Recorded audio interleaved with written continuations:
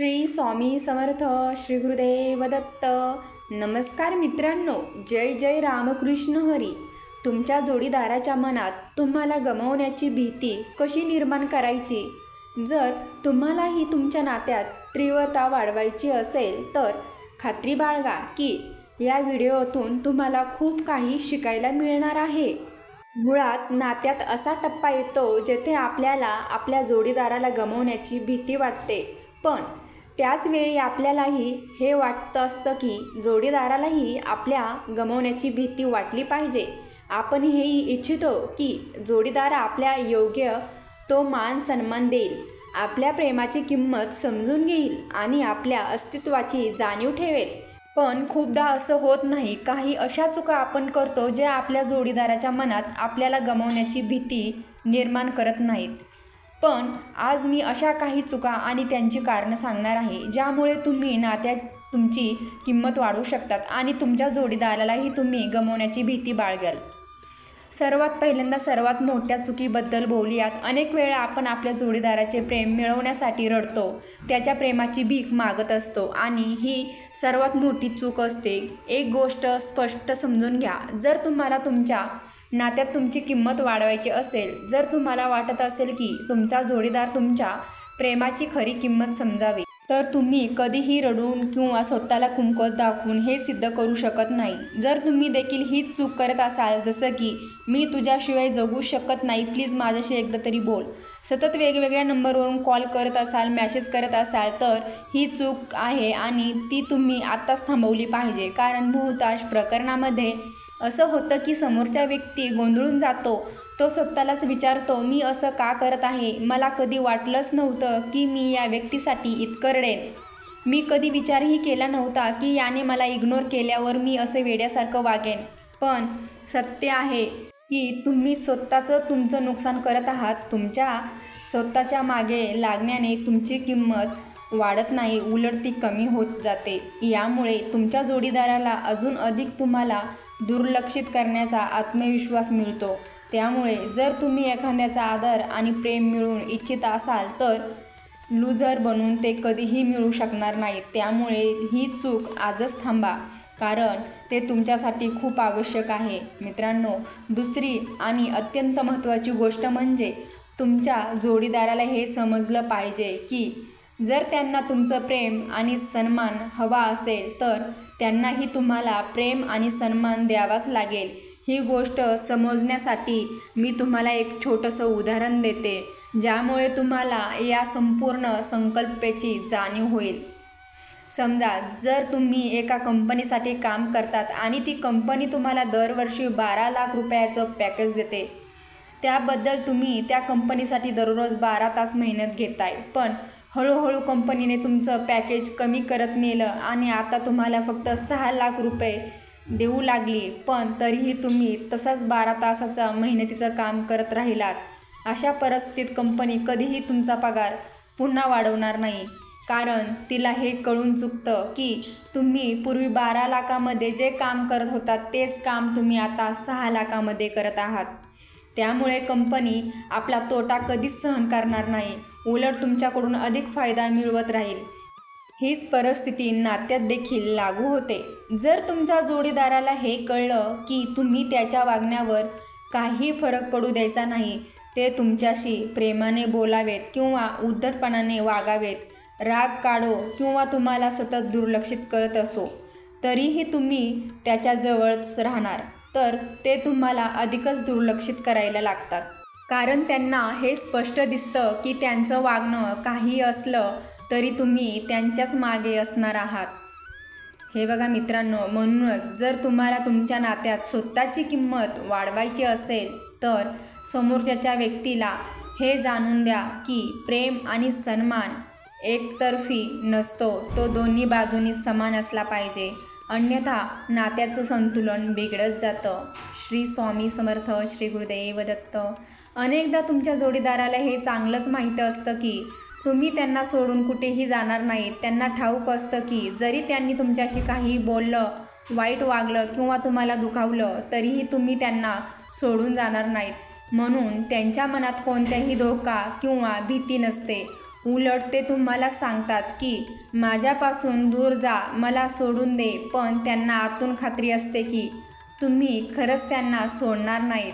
शक्यतो तुम्ही 2-3 दिवस त्यांच्याशिवाय राहू शकतात, पण शेवटी तुम्ही त्यांच्याकडेच परत याल आणि हीच खात्री त्यांच्यात एक प्रकारचा आत्मविश्वास निर्माण करत असते की तुम्ही पुन्हा त्यांच्याजवळ येणार आहात. त्यामुळे ते तुम्हाला अधिकाधिक दुर्लक्षित करतात आणि तुमचा आदर करण्याऐवजी तुम्हाला कमी लेखतात. म्हणून जेव्हा ते नकारात्मक दर्शवतात तेव्हा तुम्ही स्वतःला त्या ठिकाणी ठेचू नका. जर तुम्ही त्यांच्या नकारात्मकतेशी समजूत काढत राहिलात तर त्यांच्या आत्मविश्वासात आणखीन वाढ होईल. त्यांना वाटू लागेल की काही झालं तरी तुम्ही त्यांच्याच मागे असणार आहात. म्हणून त्यांना हे जाणवायला हवं की जर त्यांनी तुम्हाला सतत दुर्लक्षित केलं, चुकीच्या पद्धतीने वागलं तर त्याचा परिणाम होणार आहे. तुम्ही देखील दुखावत आहात, अस्वस्थ आहात ही जाणीव त्यांना होणं खूप गरजेचं असतं. त्यामुळे प्रेमासाठी भीक मागणं आणि वेड्यासारखं त्यांच्या मागे धावणं थांबवा. ही गोष्ट खूप महत्त्वाची आहे. जर तुम्ही असं करू शकत नसाल तर मग हेही विसरून जा की त्यांना कधीही तुम्हाला गमावण्याची भीती वाटेल किंवा तुमची किंमत कळेल. जर तुम्हाला हे खरंच साध्य करायचं असेल तर तुम्हाला असे वागावंच लागेल ज्यामुळे त्यांना तुमच्या अस्तित्वाची जाणीव होईल आणि तुमच्या प्रेमाची किंमतसुद्धा समजेल. होऊ शकलं की तुम्ही त्यांच्यावर खूप प्रेम करत असाल, पण जर तुम्ही स्वतःला सतत त्यांच्यासमोर कमकुवत दाखवत असाल आणि जरी ते तुम्हाला वाईट बोलले तरी तुम्ही परत त्यांच्याच जवळ जात असाल तर हे स्पष्ट आहे की ते तुमच्याशी असंच वागतील. कारण त्यांना आत्मविश्वास आहे की तुम्ही शेवटी त्यांच्याजवळच परत येणार आहात आणि ते जे नकळत तुमच्या विरोधात वापरत आहात. कोणत्याही नात्यात असताना समोरच्या व्यक्तीला हे समजलं पाहिजे की तुम्ही त्यांच्या कोणत्याही परिस्थितीशी अंधाधुंद तडजोड करू शकत नाही. जर त्यांनी तुम्हाला योग्य आदर आणि प्रेम दिलं नाही तर तुम्ही त्यांच्यासोबत राहणं आवश्यक नाही. स्वतःची किंमत ओळखा, अन्यथा समोरच्या व्यक्तीला तुमची किंमत कधीच कळणार नाही. स्वतःला उपलब्धतेच्या सापळ्यात अडकू नका. जर तुम्ही नेहमीच तुमच्या जोडीदारासाठी सहज उपलब्ध असाल, मग तो योग्य वागो किंवा अयोग्य वागो, तर ते तुमची किंमत कधीच समजून घेणार नाही. माणसाला जे सहज मिळतं त्याची किंमत कधीच वाटत नाही.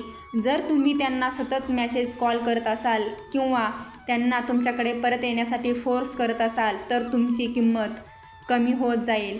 कधीकधी दुर्लक्ष करायला शिका. तुमचं नातं एकतर्फी बनू नये यासाठी स्वतःला वेळ द्या. स्वतःच्या आयुष्यात व्यस्त राहा. एक मोठी चूक म्हणजे आपलं पूर्ण आयुष्य जोडीदारासोबत फिरणं.